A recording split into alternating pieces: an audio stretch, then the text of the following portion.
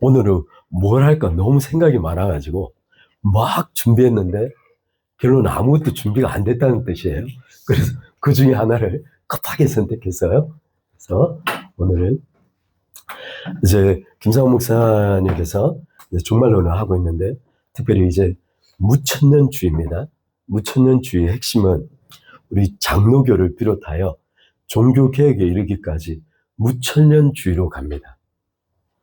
무천년주의는 안타깝게 대체신학이라는 것에 기반하고 있습니다.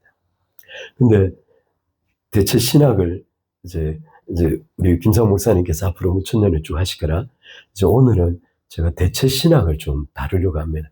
왜냐하면 다니엘서를 좀 다루다 보니 어떤 생각이 들었냐면, 지난번에도 계속 말씀드렸지만, 이제 다니엘서에서 바벨론으로 유배간 이스라엘 민족들의 가장 큰 고민은 하나님의 언약은 유효한가라는 고민이었습니다.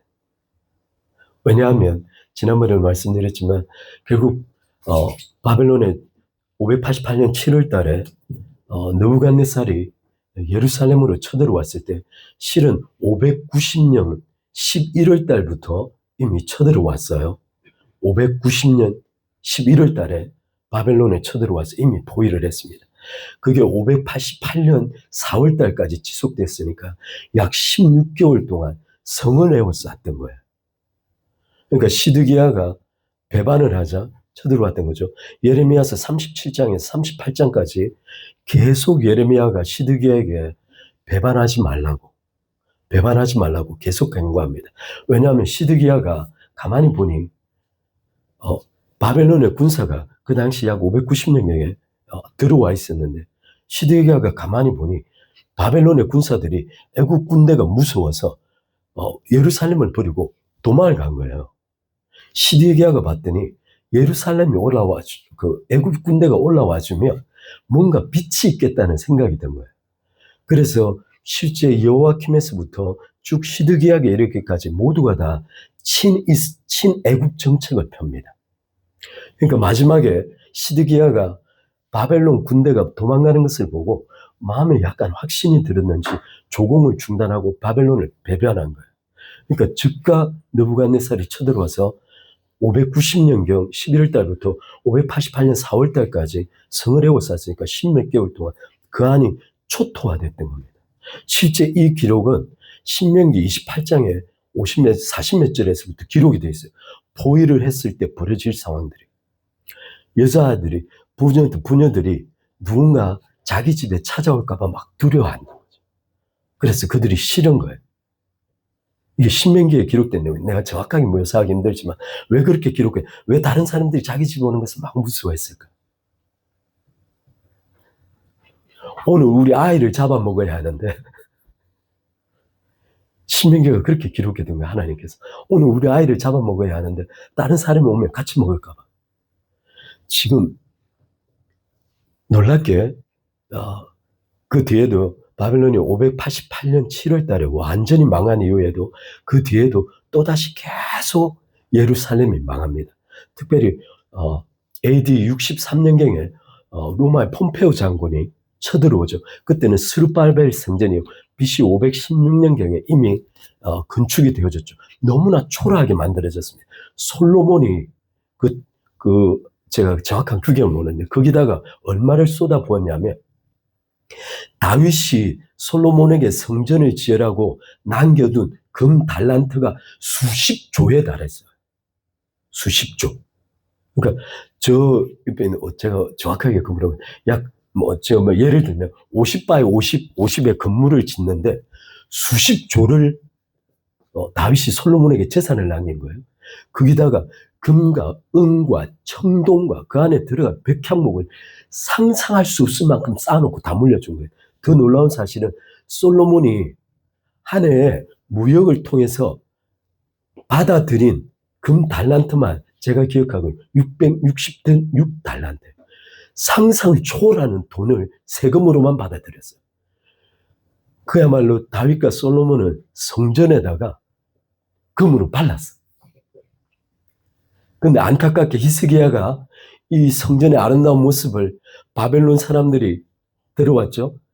그 당시에 이제 710 몇 년경에, 20 몇 년, 710 몇 년경에 아수르 군대가 막 쳐들어와가지고 그 밖에 막 약 18만 5천 명이 있었다고 기록하고 있죠. 쳐들어와서 막 히스기야를 협박하고 있는데 히스기야 하나님께 기도하자 한 천사가 내려와서 18만 5천 명을 죽이죠. 그 소식을 듣고 바벨론에서 사신들을 보내서 히스기야에게 사신들이 왔을 때 히스기야가 모든 것을 다 보여주었습니다.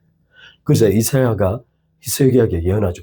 보여준 모든 것이 바벨론으로 끌려가게 될 거라. 그렇게 해서 솔로몬 성전은 초토화됩니다. 그리고 포로시기에 돌아와서 스룹바벨 성전을 지었는데 너무 초라한 거예요. 근데 그 초라한 성전에서조차 AD 63년경에 이제 이스라엘의 내부적인 갈등이 벌어지면서 폼페오 장군이 쳐들어옵니다. 쳐들어왔는데 그 안에 있던 소위 왕족 계열이 폼페오 장군과 적대적인 관계로 계속 대항한 거예요.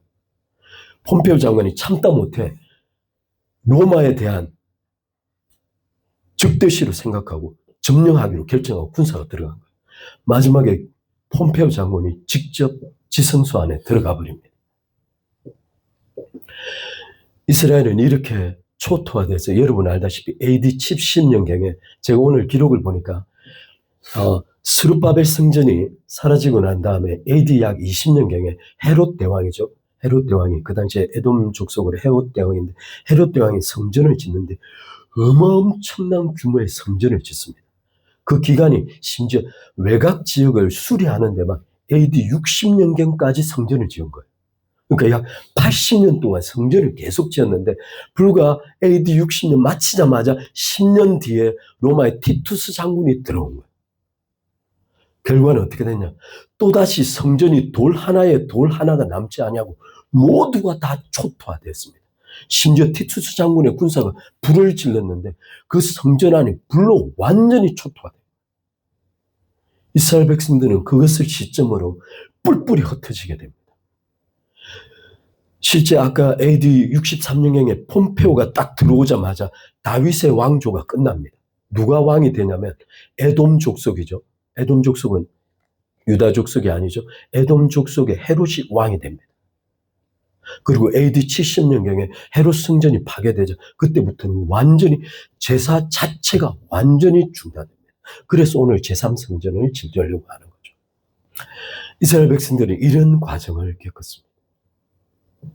이제 오늘 이런 이스라엘 백성들의 역사적 과정을 쭉 겪고 오는 속에 그 중간에 그리스도께서 오신 거죠. 오늘 대체 신학에 대해서 오늘 양이 굉장히 많은데 제가 오늘 읽을 수 있을지 모르겠습니다. 그냥 대충 뺄 건 빼고 제가 좀 그렇게 보겠습니다. 사탄이 가장 악랄한 전략은 놀랍게도 유대인들을 학살하는데 교회를 사용한 거예요.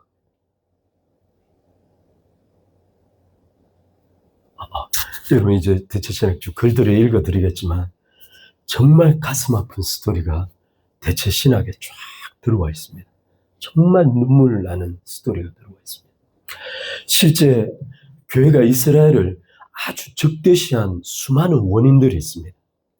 예수 그리스도께서 이 땅에 오셨을 때 예수 그리스도를 가장 극악한 방법으로 반대한 인물들은 유대인들이에요. 그뿐만 아닙니다. 여러분 요한복음에 실은 어떤 많은 신학자들이 요한복음의 주제가 뭔가를 굉장히 많이 논했습니다. 그때 상당수의 신학자들은 요한복음이 소위 그 당시에 영지주의, 그나시즘이라고 하는 나시즘이라고 하는 영지주의에 대한 반대로 생각했어요. 영지주의는 뭐냐면 헬라 철학이 소위 기독교의 옷을 입은 겁니다. 그래서 소위 플라톤적 철학 개념이 기독교의 옷을 입고 그대로 이단화된 거예요. 수많은 종교들이 덧붙여지면서 신을 여러 계층으로 나누고 신플라톤적 개념이 딱 들어오니까 소위 물질은 더럽고 악하고 추하며 그림자로 제거되어야 하는데 신이 인간이 된 거예요. 그래서 생각한 거죠. 인간이 된 신은 제대로 된 신인가? 라는 생각을 한 거예요. 그래서 예수 그리스도를 어떻게 생각했냐? 신들의 계천 중에 제일 말단 신으로 예수 그리스도를 생각한 거예요. 따라서 그나시즘이 교회로 들어와서 이런 일설까지 있습니다. 사도 요한이 복음을 전하는데 그나시즘이 일어나서 사도 요한 맨전에다 대고 반대한 거예요. 그런 일설조차 있습니다. 근데 요한복음을 자세히 읽어보면 어떤 내용이 있냐면 어떤 내용은 오히려 영지주의와 비슷한 내용들이 존재합니다. 어떤 내용들은 영지주의를 극단적으로 반대하는 것 같아요. 근데 요한복음의 전체 주제의 핵심은 반유대주의입니다. 반유대주의입니다. 예수 그리스도께서 유대인들이 예수 그리스도를 어떻게 극단적으로 반대했는가를 가장 극명하게 보여주는 것이 놀랍게 유대인이었던 사도 요한이 적었던 요한복음이에요. 또한 여러분 알다시피 사도행전 전체는 복음을 전하는데 사도행전에서 사도들이 복음을 전할 때 복음 전파를 가장 극악하게 반대했던 사람들은 바로 유대인들입니다. 제가 오늘 잠깐 말씀을 읽어볼게요. 고린도후서 11장 한번 보겠습니다. 고린도후서 11장. 제가 오늘 이 구절 보고 다시 좀 생각을 했는데 고린도후서 11장 한번 말씀을 읽어보겠습니다.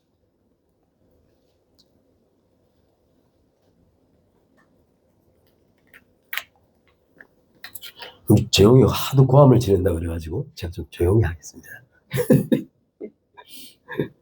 고린도후서 11장입니다.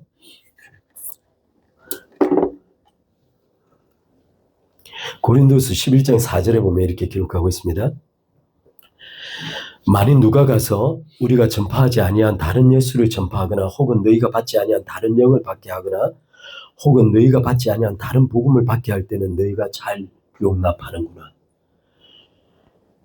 다른 예수를 전파하고 다른 영을 받게 하며 다른 복음을 전파한 사람들은 누굴까요? 유대파 그리스도인들입니다. 더 아래 내려가 보죠. 12절에는 이렇게 기록하고 있습니다. 나는 내가 해온 그대로 앞으로도 하리니 기회를 찾는 자들이 그 자랑하는 일로 우리와 같이 인정받으려는 그 기회를 끊으려 함이니라. 그런 사람들은 거짓 사도요 속이는 일꾼이니 자기를 그리스도의 사도로 가정하는 자들이니라. 이것은 이상한 일이 아니니라. 사탄도 자기를 광명한 천사로 가정하나니 그러므로 사탄의 일꾼들도 자기를 의의 일꾼으로 가정하는 것이 또한 대단한 일이 아니니라.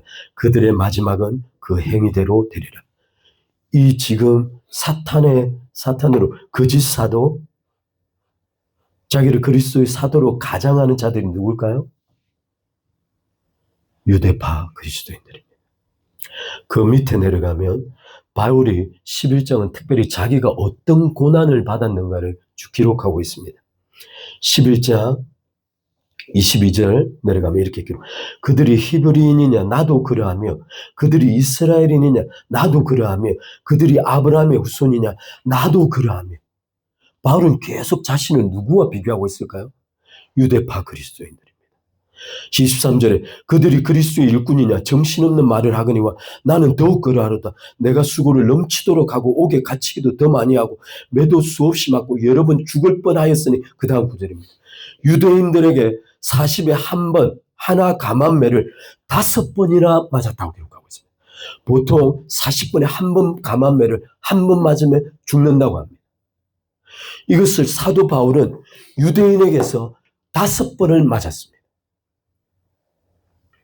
따라서 복음서와 사도행전을 읽는 대부분의 교회들은 유대인들이 교회를 그리스도를 어떻게 반대했는가를 너무 극렬하게 인식했던 거죠. 여기에서 뿌리에서부터 이 대체신학이 꽃피기 시작합니다. 더 중요한 것이 있습니다. 여러분 알다시피 이스라엘 민족은 하나님께서 만민을 복주시기 위하여 아브라함을 통해서 선택한 민족입니다. 따라서 이스라엘 민족이 선택을 받은 것은 조건에 의한 것이 아닙니다. 왜냐하면 아브라함의 언약 속에 민족이 구성될 것을 포함하고 있기 때문이에요. 따라서 이스라엘 민족은 아브라함 안에서 하나님의 무조건적인 언약을 받았습니다. 따라서 그들의 선택은 흔들 수 없습니다. 여러분 보다시피 오늘날 복음서와 사도행전을 통하여 극단적인 반대를 하고 심지어 예수 그리스도를 십자가에 못 박고 사도를 40번에 한밤 가마매를 치고 스데반을 돌로 쳐 죽인 그들이 언약으로부터 벗어날 수 없다는 겁니다.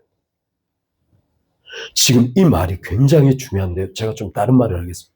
김영현 전도사가 약간 장로교 무천년을 비웃으면서 하는 말이 있어요. 뭐라고 말했냐면 장로교는 하나님의 구원이 절대적 구원으로 구원은 절대 파기할 수 없다고 말하면서 이스라엘에 대한 하나님의 선택은 폐기될 수 있다고 말한다는 거예요. 다시 한번 여러분 이 말을 잘 들으셔야 합니다. 장로교의 모든 종교개혁을 비롯한 장로교는 한 번 구원이 영원한 구원으로 구원은 절대 파기할 수 없다고 말하는데 정작 이스라엘 백성들에 대한 하나님의 언약은 파기될 수 있다고 장로교가 말한다는 거예요.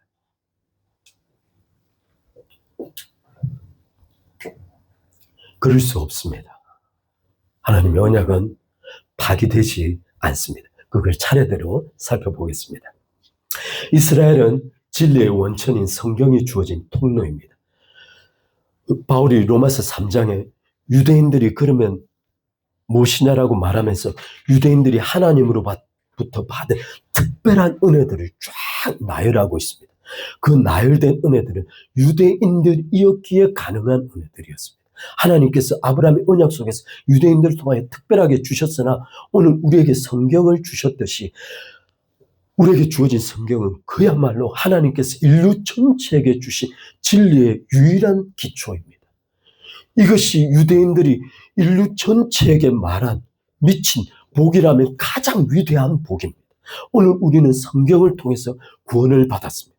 오늘 우리는 성경을 통해서 하나님을 알고 예배합니다. 오늘 우리는 성경을 통해서 천지가 하나님의 말씀으로 창조되었다는 것을 알게 되었습니다. 오늘 우리는 역사적 산시점에 우리가 타락했다는 사실과 예수 그리스도께서 우리를 위하여 구원하셨다는 사실, 바로 이 성경을 통해 깨달았습니다. 더 나아가서 인류의 구원자이신 메시아 예수 그리스도께서 유대인입니다. 그는 십자가에 달리면서 마지막까지 유대인들을 위해서 기도하였습니다. 저들이 무슨 일을 하는지 저들이 알지 못하나이다. 또한 이스라엘은 역사의 시계추입니다. 다음 시간에 아마 다음에 가능하면 다니엘서 9장을 다루겠습니다. 9장 24절로 27절 말씀을 한번 같이 쭉 다루겠습니다. 70일의 이야기인데요. 약간 이번 주에 쇼크를 받아가지고 오늘은 실은 그걸 다룰까 하다가 오늘 어차피 다른 내용이니까 이걸 다루자 해서 이걸 다루고 있습니다. 다음에 한번 70일을 다룰 때 왜 이스라엘은 하나님의 인류 역사의 시계추인가를 한번 같이 다루도록 하겠습니다. 네 번째, 유대인들은 정작 교회를 통하여 극단적인 핍박을 받았으나 우리 교회의 뿌리가 유대인들입니다. 그들은 목숨을 걸고 복음을 전했습니다. 할렐루야. 그들은 목숨을 걸고 복음을 전했습니다. 바울은 전도를 한 번 할 때마다 제가 말씀드렸죠. 2만 킬로를 걸어 다녔습니다. 한 번 할 때 그는 2만 킬로를 돌아 다녔습니다. 우리는 바울의 발에 새겨진 피에 뿌리하고 있습니다. 그가 맞았던 등짝에 살갗에 교회가 뿌리하고 있습니다. 그가 흘렸던 마지막 순교의 피에 교회가 자리 잡고 있습니다. 유대인들은 하나님의 복음을 위해 목숨을 걸었습니다. 그래서 바울은 말하기를 유대인들의 완악함이 지금 교회의 은혜가 된다면 유대인들이 다 돌아오면 하나님의 은혜가 이 세상 가운데 어떻게 나타나겠느냐고 바울이 그렇게 말했던 거죠. 유대인들이 어떠함을 바울은 확신하고 있었던 거죠. 그게 바울입니다. 안타깝게도 AD 136년경에 유대인들의 AD 70년경의 반란 이후에 AD 70년의 반란 이후에 AD 136년경에 유대인의 2차 반란이 벌어집니다. 그때 예루살렘 교회가 완전히 초토화됩니다. 교회가 예루살렘이 초토화되면서 예루살렘 교회가 완전히 초토화됩니다. 그래서 예루살렘 교회를 중심으로 교회가 형성돼 있어 유대인들 리더들을 중심으로 헬라 리더들과 함께 협력했던 관계가 끊어지고 유대 리더들이 완전히 제거됩니다. 그 다음부터 무게 중심이 이방인으로 넘겨가면서 그리스의 알렉산드리아가 헬라 철학의 도구이죠. 알렉산더가 모든 것을 점령하면서 헬라 철학적 개념과 이념과 사상, 문화들을 알렉산드리아에 박아놨어요. 바로 그곳이 기독교의 핵심 요체가 됩니다. 그곳으로부터 복음이 전파되기 시작합니다. 새롭게. 따라서 유대인들 중심의 교회가 헬라 중심으로 넘어갑니다. 그러면서 유대교회는 교회 교리적으로 엄청난 변화를 경험하게 됩니다. 제가 여기 혹시 다음에 까먹을까 봐 제가 한 가지 말씀드리죠. 사도행전 15장에는 율법이냐 믿음이냐에 대한 굉장히 심각한 1회 예루살렘 공의회가 열렸습니다. 우리 공의회가 그 뒤로도 수도 없이 AD 500년 심지어 카톨릭에서는 계속 공의회라고 부르면서 AD 1500년 이렇게까지 넘어가고 있어요. 어찌됐든 얼마 전에도 AD 1900 몇십 년에도 자기 나름대로 바티칸 공의 이렇게 열기도 합니다. 그럼 그건 나도 우리가 역사적으로 인정하는 공의회 속에 최초 공의회는 사도행전 15장에 나타나 있는 예루살렘 공의회입니다. 그 핵심 주제가 뭐죠?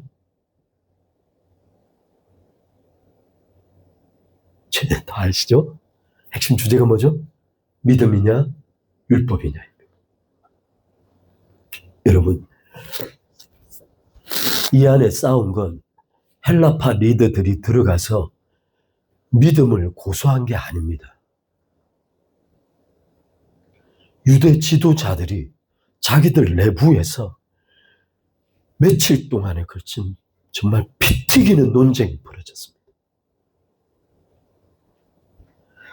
아까 사도행전 심지어 사도행전 19장에 이 공의회가 끝났음에도 불구하고 19장에 넘어가면 이 믿음이냐 율법이냐의 논쟁이 그때까지도 계속됩니다.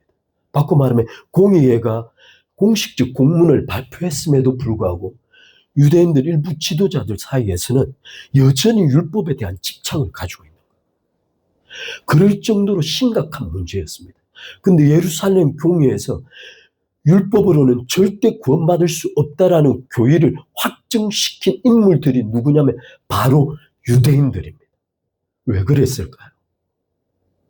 두 가지 문제입니다. 하나는 베드로가 하나님으로부터 직접 받았던 환상의 문제입니다.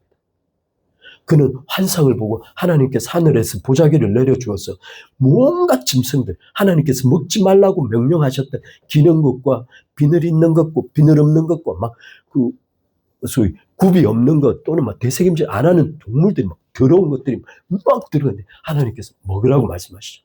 3번을 말씀하시고 똑같은 말씀으로 하나님께서 깨끗게 하신 것을 더럽다 하지 말라. 하나님께서 깨끗게 하신 것을 더럽다 하지 말라. 하나님께서 깨끗게 하신 것을 더럽다 하지 말라. 예수 그리스도의 십자가가 무엇을 바꾸었는가를 베드로를 통하여 하나님 직접 계시하신 것입니다. 그리스도의 십자가가 단순히 인간의 구원만 아니라 인류 전체 만물 속에 미친 영향을 하나님께서 지금 베드로에게 직접 전가하신 3번씩. 베드로는 이것을 부인할 수 없어서 고넬료 집으로 가서 복음을 전가했는데 고넬료 집에서 똑같은 마가다락방에 있었던 오순절 사건이 벌어진 거죠. 베드로가 그 사건을 그대로 전가합니다. 또 한 사람이 있습니다. 물론 이것은 베드로가 말했잖아요. 또 한 논리가 있습니다. 베드로 환상도 결정적인 역할을 했으나 또 한 논리는 우리 조상들이 한 번도 제대로 질 수 없었던, 그래서 우리가 역사적으로 확인하였듯이 율법을 가진 우리 조상들이 결국엔 588년간 느부갓네살을 통해서 완전히 망했다는 거죠. 그 뒤로 다시는 성전을 통해서 제대로 된 예배를 드릴 수 없었을 뿐 아니라 하나님의 언약의 보증의 실체, 언약계조차도 우리에겐 존재치 않는다는 거죠. 우리는 그렇게 망했다는 거죠. 따라서 우리 조상들조차도 질 수 없었던 이 짐을 왜 또다시 교회에게 지우려 하냐는 거예요. 이 논리를 누가 가져왔냐면 바로 유대인들이에요. 그들이 가슴으로 느꼈던 율법에 대한 빼저린 이야기를 자기 동족들에게 했던 겁니다. 너희들 율법을 하나님의 은혜 가운데로 다시 심으려고 하나 그것이 하나님의 뜻이 아니라는 거예요. 왜 그러한 주장이 가능했을까? 그들이 유대인이었기 때문에. 그들이 유대인이었기 때문에 가능한 일이었습니다. 그들이 유대인이었기 때문에 오늘 우리가 가지고 있는 기독교의 기본 논리, 기본 교의가 지켜지고 있었던 겁니다. 또 하나 있습니다. 바울이 굉장히 특이한 인물인데요. 로마서도 이야기, 어제 갈라디아서 성령에 대해서 계속 말했지만 계속 바울의 포커스는 성령께 가 있습니다. 성령께 가 있습니다. 그의 서신서와 사도행전에 쭉 나는, 심지어 에베소에 가서 복음을 전할 때 제자들이 있는 것 같은데 성령의 세례의 흔적이 없는 거예요. 물었더니 성령 세례가 뭐냐고 묻는 거죠. 요한의 세례밖에 모르는 거예요. 물론 바로 그 전에 알렉산드리아에서 나온 아볼로가 복음을 전하는 장면이 나옵니다. 아벨로가 고린도 지역인가 그곳에서 복음을 전하자 이 바울의 제자였던 브리스길라가 아굴라가 아볼로가 전하는 복음을 가만히 듣고 있다가 그 속에 성령이 빠져 있는 거죠. 아볼로를 불러다가 그 복음을 새롭게 정립시켜 줍니다. 따라서 바울은 끊임없이 포커스가 성령께 가 있습니다. 그런데 한 가지 질문이 있습니다. 왜 바울은 무게중심을, 유대인들은 왜 대부분 아까 공의에도 말했지만 믿음과 성령으로 무게중심을 옮겨놓고 있을까? 왜 그들은, 지금 우리가 이방인들이 결정한 게 아닙니다. 유대인들이 신학적 결론이 그거예요. 유대인들 내부에서 자신들의 조상들이 그토록 중요하게 지켜왔던, 목숨을 걸고 지켰던 율법으로부터 무게중심을 믿음과 성령으로 옮겨가고 있는 건 유대인들이었기 때문에 가능한 겁니다. 그들은 율법을 통해서 경험해왔던 하나님의 경륜적인 역사들을 유대인으로서 직접 경험한 사람이었던 거예요. 따라서 그들은 복음이 무엇을 하고자 하는지를 정확하게 이해하고 있었던 거예요. 그들은 하나님 그리스도를 통하여 우리에게 주신 하나님의 복음의 핵심을 지키고자 했던 거예요. 그들이 누구냐? 이방인들이 아닌 바로 유대인들 자신이었어요. 유대인들이었기에 이 복음을 지킬 수 있었던 거예요. 근데 놀랍게 여러분 좀 이따 대체신학 오늘 좀 이따 볼 수 있나? 대체신학을 보시면 이 신학적 무게중심이 알렉산드리아로 지도자의 중심이 넘어가면서 신학 무게중심이 어떻게 빠르게 변해가는지를 여러분 보게 되실 겁니다. 제가 우리 장로교에서 다시 생각해 보기로 했습니다. 넘어가겠습니다. 제가 오늘 그냥 중간에 마치더라도 한 대까지만 하겠습니다. 이제 이스라엘에 대한 이스라엘의 종말적 하나님의 나라를 이룰 거라는 이스라엘 중심의 하나님의 나라적 개념이 성경에 몇 군데나 등장하고 있냐면 구약 성경에 1845회가 기록되어 있습니다. 메시아 왕국, 메시아의 도래와 왕국에 대한 기록이 1845회가 기록되어 있습니다. 여러분 성경 전체 구절이 몇 개죠? 약 10,000 몇 개 구절이 있습니다. 그 중에 약 10% 내지 15%에 해당되는 1845개 구절이 메시아와 메시아 왕국을 가리키고 있습니다. 구약 성경 중 17건이 그걸 가리켜요. 신약 성경에서는 318회가 메시아와 메시아의 왕국, 이스라엘 중심의 나라다. 216장이 그렇게 기록합니다. 스가랴는 이렇게 기록하고 있습니다. 제가 빠르게 좀 읽겠습니다. 그때 여호와께서 나가사 그 열국을 치시되 이왕 전쟁 날에 싸운 것 같이 하시리라. 그날에 그의 발이 예루살렘 앞 곧 동편 감람산에 서실 것이요. 오실 것입니다. 그의 발이 감람산, 예수 그리스도께서 십자가에 못 박히시고 성천하셨던, 예수께서 마지막 그 기도를 올리셨던 그 감람산에 예수 그리스도께서 다시 오셔서 서실 것입니다. 역사 속에 들어오실 것입니다. 지난번에 그 느부갓네살의 신상을 말했죠. 하나님의 뜨인 돌이 제국에 발을 친다고. 역사 속으로 실체적으로 들어오는 것이 하나님의 나라입니다. 이스라엘 백성들은 이런 관념이 있는 거예요. 하나님의 나라가 추상적이고 영적 개념이 아니라 실체적 관념으로 물리적으로 들어올 것이라는 사상이 히브리식 사고입니다. 쓸 것이요 감난산은 그 한가운데서 동수로 갈라져 매우 큰 골짜기가 되어 산 반은 절반은 북으로 절반은 남으로 옮기고 아마 큰 지진이 있을 건데 나의 하나님 여호와께서 임하실 것이요 모든 거룩한 자가 주와 함께하리라. 주와 함께 임하시는 스가랴는 이미 예언하고 있습니다. 그날에는 빛이 없겠고 광명찬 자들이 떠날 것이라. 사람이 그 가운데 거하면 다시는 저주가 있지 아니하리니 예루살렘이 안연히 서리로다. 할렐루야. 하나님께서 그렇게 오실 것입니다. 이번 초대교회 유대 그리스도인들의 기본 업장이 있습니다. 제가 아까 말씀드린 건 여기 요약해놨는데요. 유대인들의 기본적인 성경 해석 원리가 있습니다. 아까 말씀드린 유대인들은 그냥 문자 그대로 문자적이에요. 예수 그리스도의 초림의 특성이 뭐죠? 유다가 예수님을 은 몇 개 팔았죠? 30개죠? 그게 어디에 기록되어 있죠? 예레미야서에. 따라서 예수님께서 말하시고 행동하시고 판단하시고 찾아가시고 치유하시고 이 모든 것들이 문자적으로 성취된 겁니다. 문자적으로.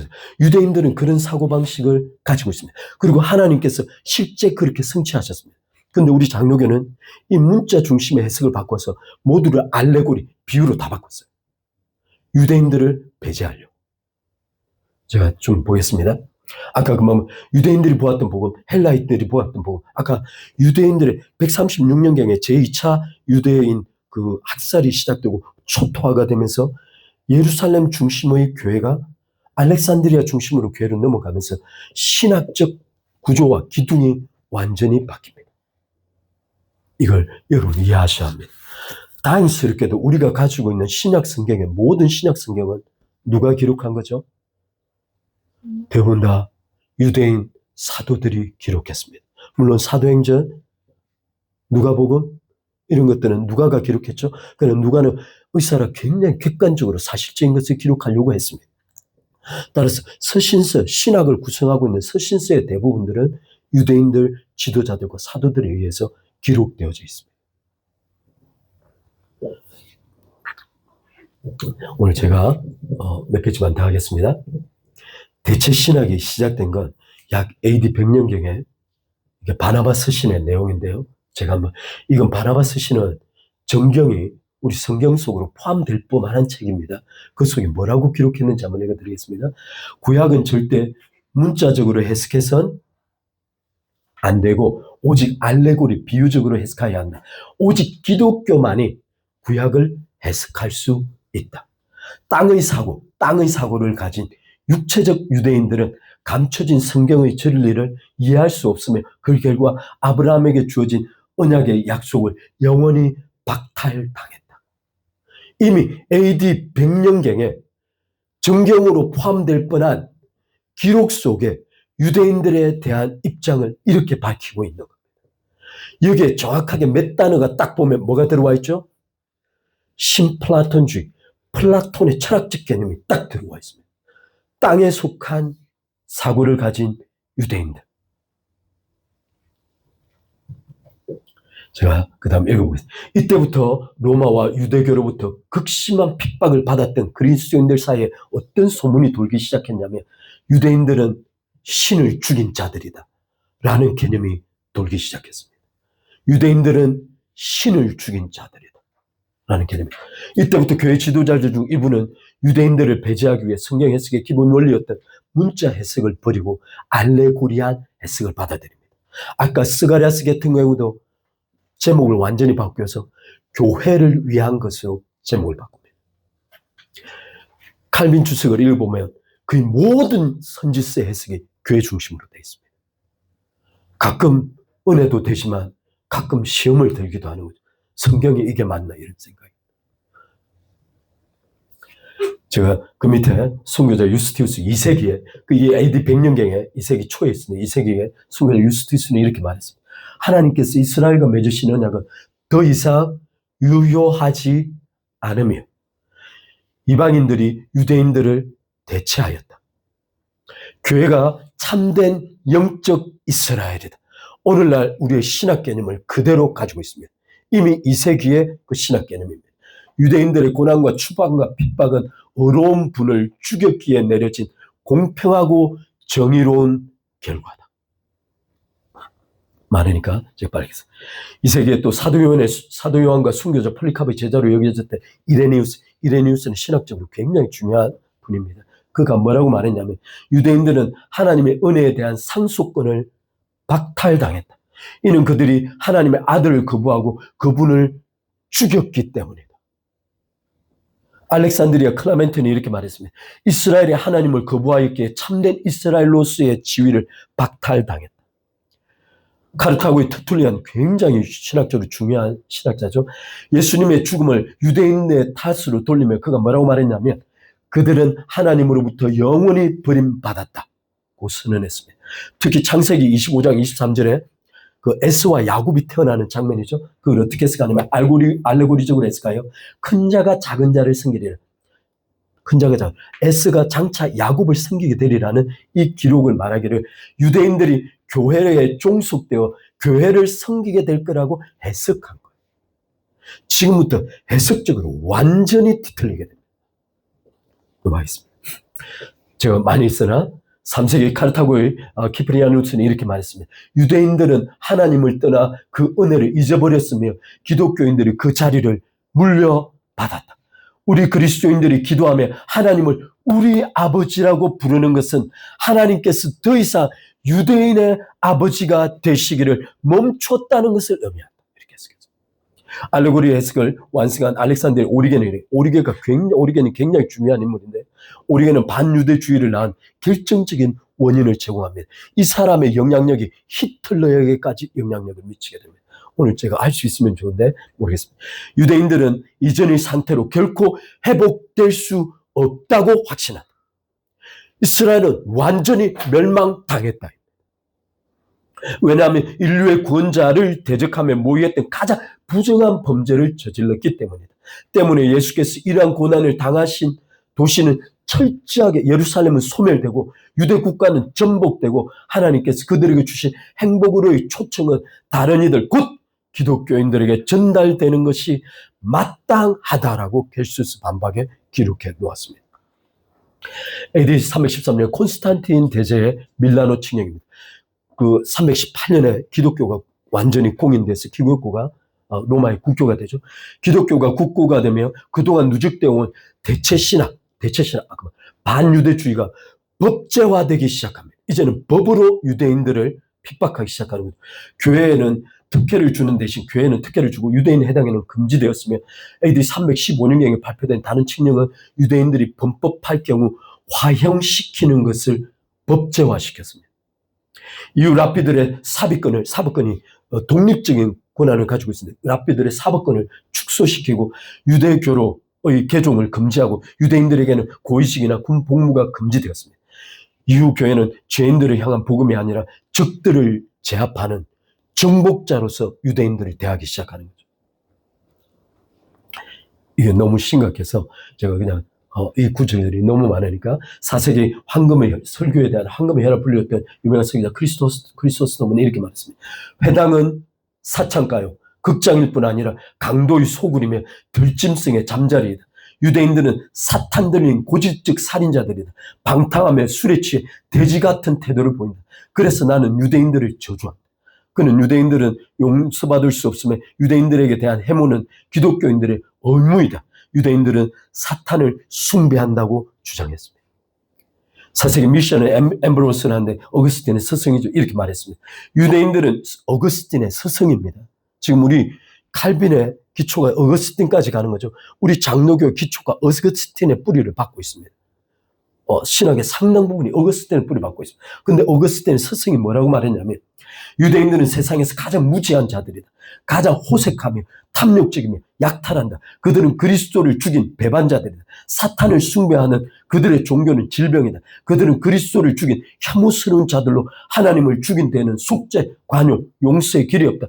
기독교인들은 절대로 복수를 그치지 않을 것이며 유대인들은 영원히 종의 신분으로 살아야 한다.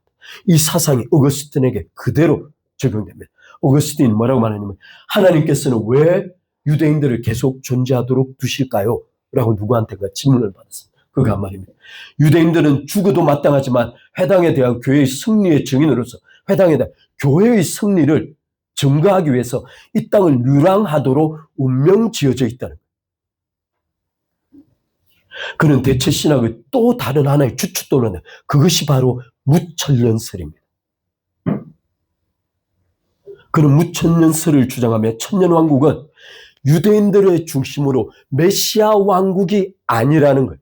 또 하나 지상왕국이 아니라는 거예요. 오히려 지금 바로 이 교회가 그 하나님의 나라 지상왕국이라고 말한 거예요. 따라서 메시아 왕국, 하나님의 왕국, 지상왕국, 이스라엘 중심의 왕국이라고 기록되어진 구약의 모든 성경 구절을 다 교회로 해석해야 하는 겁니다. 아까 1800 몇십 개 구절을 다 교회로 해석해야 하는 겁니다. 따라서 그는 로마 교회가 카톨릭이 이스라엘에 주어진 왕국 약속을 성취했다고 주장했습니다. 카톨릭이 유대인들에게 주어진 언약을 성취한 주체라고 말했던 겁니다. 지금까지 오늘 여기까지 하겠습니다. 5세기 이렇게 흘러오면서 자리 잡은 두 가지 반유죄주의 사상이 있습니다. 첫 번째는 그리스도를 죽인 유대인들은 그에 상응하는 학대를 반드시 받아야 한다. 이 개념이 히틀러에게까지 옮겨갑니다. 1930년대까지 흘러옵니다. 그러면 우리 교회는 지난 1900년 동안 유대인들을 적대시해왔던 겁니다. 그런데 사도행전 4장 27절에 이렇게 말하죠. 과연 헤롯과 누가? 헤롯과 본디오 빌라도는 이방인과 이스라엘 백성과 합동하여 하나님의 기름 부으신 거룩한 종 예수를 거스려 죽였다. 사도행전 4장 27절은 누가 예수 그리스도를 십자가에 못 박았는지 분명히 규정하고 있는 거죠. 정치적 권력으로서 헤롯과 본디오 빌라도, 그리고 이방인, 로마 군대들, 그리고 이스라엘 백성들, 십자가에 못 박아라, 십자가에 못 박아라, 십자가에 못 박아라고 외치는 이스라엘 백성들과 더불어 그리스도를 십자가에 못 박아, 그리고 우리의 죄를 인하여 십자가에 그리스도를 못 박으신 분은 하나님이십니다. 할렐루야, 하나님이십니다. 둘째, 교회가 이스라엘을 대체했다는 대체 신학이 비로소 완전히 교리화됩니다. 하나님께서는 이스라엘을 위한 그 어떤 목적도 남겨두지 아니하셨다는 거예요. 그러나 제가 지난번에 산상수훈 말씀드리면서 새 언약을 말씀드렸죠. 새 언약을 말한 예레미야서 31장 31절에 이렇게 기록하고 있습니다. 나 여호와가 말하노라, 보라 날이 이르리니 내가 이스라엘 집과 유다의 집에 새 언약을 세우리라. 교회가 새 언약에 들어가 있는 건 하나님께서 이스라엘과 유다에게 세우신 그 새 언약의 가지로 접붙여져 있는 것입니다.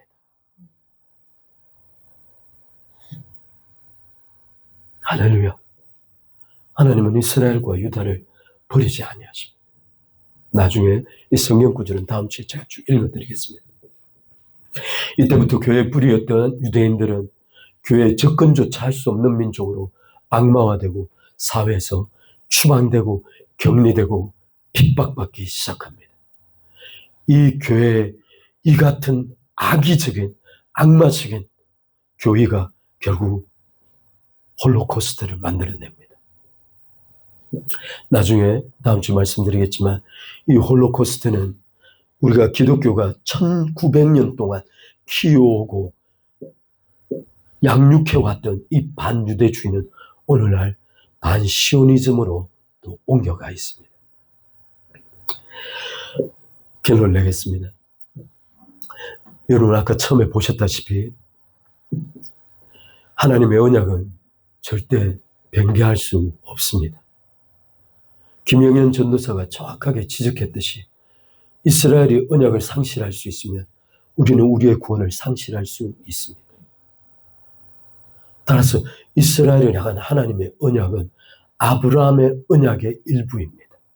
따라서 아브라함은 하나님께 조건을 걸고 언약을 주지 아니하셨습니다. 하나님은 아브라함이 펼쳐놓은 재물 위에 횃불로 직접 홀로 지나가셨습니다. 할렐루야. 우리의 구원은 하나님께서 홀로 지나가신 그 언약에 기초하고 있습니다.